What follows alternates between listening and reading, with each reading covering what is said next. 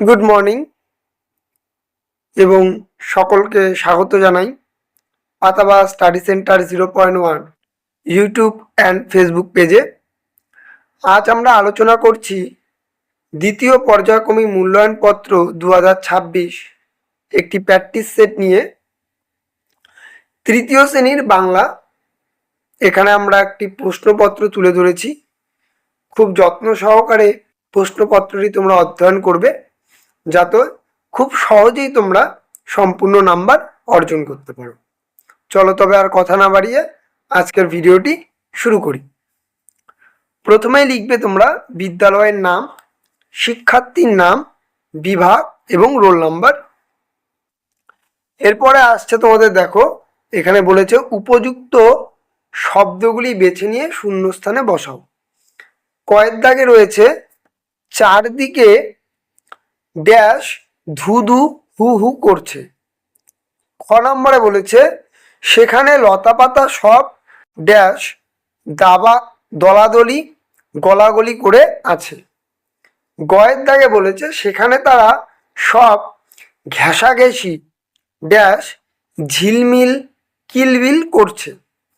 ঘতে বলেছে তারা দুটিতে মিছিমিছি কত কি ড্যাশ হাঁকাহাঁকি বকাবকি করে।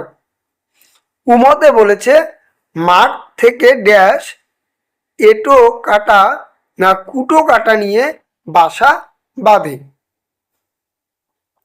তারপরে রয়েছে দ্বিতীয় দুইয়ের দাগে রয়েছে এলোমেলো বর্ণগুলি সাজিয়ে শব্দ তৈরি করো। এখান থেকে তোমাদের যে রয়েছে এগুলোকে সাজিয়ে তোমাদের শব্দ গঠন করতে হবে। তারপরে তিনের দাগে বলেছে ঝুড়ি থেকে উপযুক্ত শব্দ বেছে নিয়ে শূন্যস্থান পূরণ করো। এই তোমাদের উপযুক্ত শব্দগুলি। কয়ের দাগে রয়েছে রোজ সকালে আমাদের ঘুম ড্যাশ ভেঙে যায়। তারপরে খতে বাবা মা আমাদের ড্যাশ ভালোবাসেন। গ নাম্বার আনন্দে মন ড্যাশ উঠে নেচে।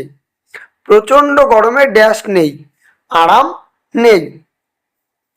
চারের দাগে রয়েছে, দেখো চারের দাগে রয়েছে বাক্য রচনা করো সাঁতার এবং সমুদ্র।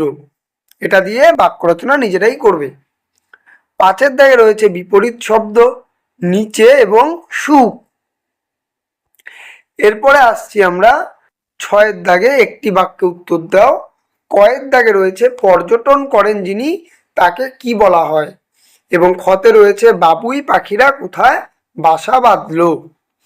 এই একটি গুরুত্বপূর্ণ প্র্যাকটিস সেট ছিল তৃতীয় শ্রেণীর, যেটি তোমরা অত্যন্ত গুরুত্ব সহকারে দেখবে এবং মূল্যায়ন করবে। ভিডিওটি যদি তোমাদের ভালো লেগে থাকে অবশ্যই ইউটিউব চ্যানেলটিকে সাবস্ক্রাইব করো। ফেসবুক পেজ থেকে দেখে থাকলে পেজটিকে ফলো শেয়ার করো, যাতে এরকম ভিডিও তোমরা সর্বপ্রথম পেতে পারো।